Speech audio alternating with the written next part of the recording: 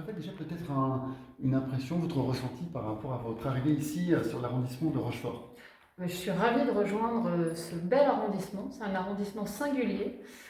Il est fort vraiment d'un patrimoine, d'une histoire qui sont vraiment très impressionnantes. Et puis forcément, voilà, la façade littorale, les fleurons économiques. Moi, je suis ravie de rejoindre cet arrondissement et je suis impatiente de pouvoir accompagner ces projets locaux avec les services de l'État.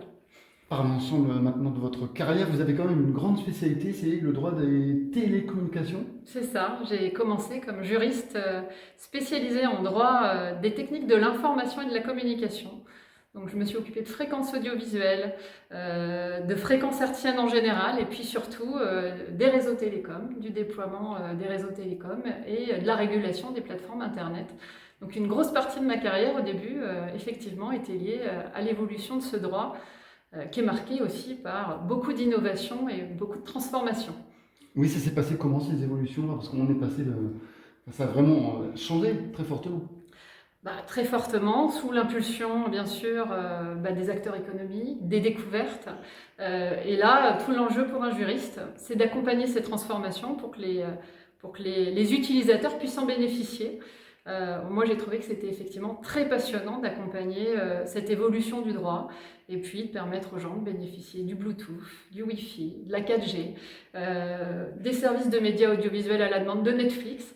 On voit aujourd'hui que toutes ces technologies, elles sont partout présentes et que finalement notre téléphone est devenu quand même un terminal de tous les usages. Donc voilà, ça a été ma première partie de carrière et je m'y suis vraiment engagée avec beaucoup d'envie et une grande curiosité.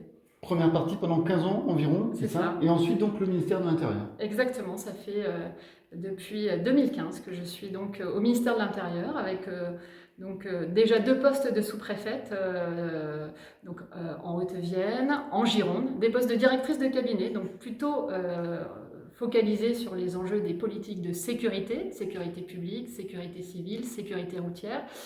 Et puis ensuite, effectivement, 2 expériences un peu différentes sur les enjeux de moyens, de mutualisation des moyens du ministère de l'Intérieur, parce que le ministère de l'Intérieur, c'est beaucoup d'agents.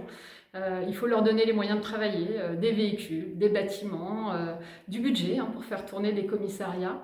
Et puis dernièrement, mon dernier poste à Nantes, consacré plutôt au domaine des visas, où effectivement j'ai fait en sorte que le ministère de l'Intérieur puisse exercer la plénitude de ses compétences.